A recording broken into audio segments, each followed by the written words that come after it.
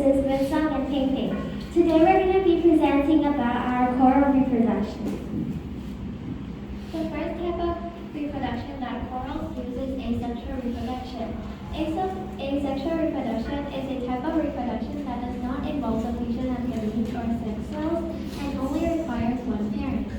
This results in a genetically identical offspring. The process of this reproduction is when one polyp divides or splits into two or clones itself. This is also called manipulation.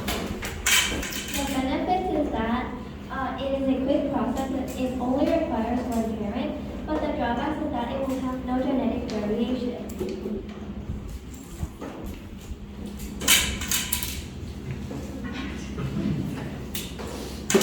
The second type of reproduction is sexual reproduction.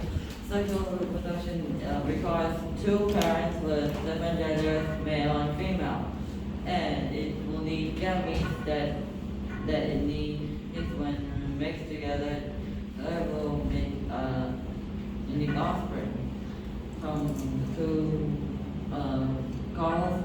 So to do this, it will need sperm and egg released to spread away from in the ocean from corals, and just wait until they meet and it will make a new coral.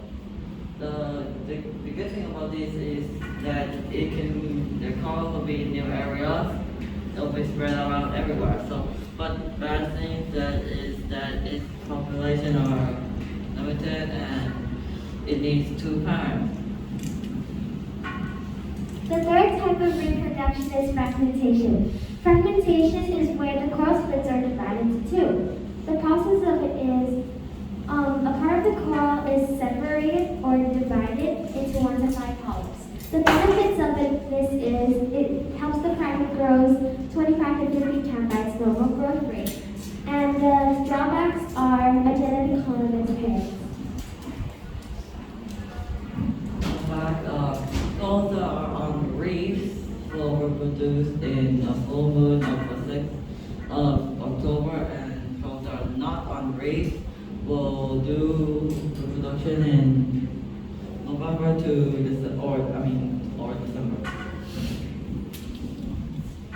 And for our design thinking process, the first thing is dream.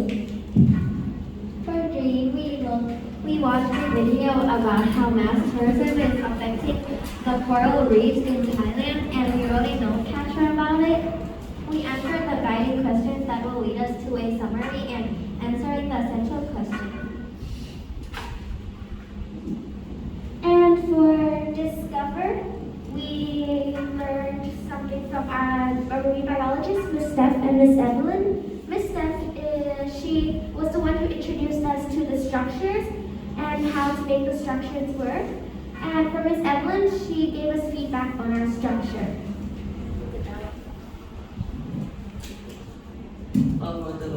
We made our design structure in the sketch of our structure. It doesn't look like what it used to. It's supposed to be now. As you can see in our structure, at first we decided to do the cross over here, but Miss Evelyn said that if the corals are too close to each other, they may have a high chance of fighting for sunlight and food. For the liver, which is also part of our developing process, we received feedback from Miss Evelyn, another marine biologist, and she gave us feedback like where to put our structure and how we can fix it. And at first we were gonna put the structure in 2 or 3 meters deep, but she said that this structure needs to be put in 5 to 6 meters deep. So that we can use that feedback to make our structure work. And for the last design thinking process is determine. Determine is our structure where we go to Fokun and plant it under the water.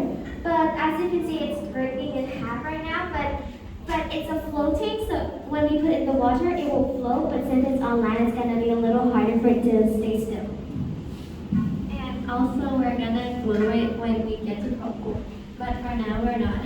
It's not done yet because we need to break it down down when we go on the plane, or else the bus won't have space. Thank you everyone.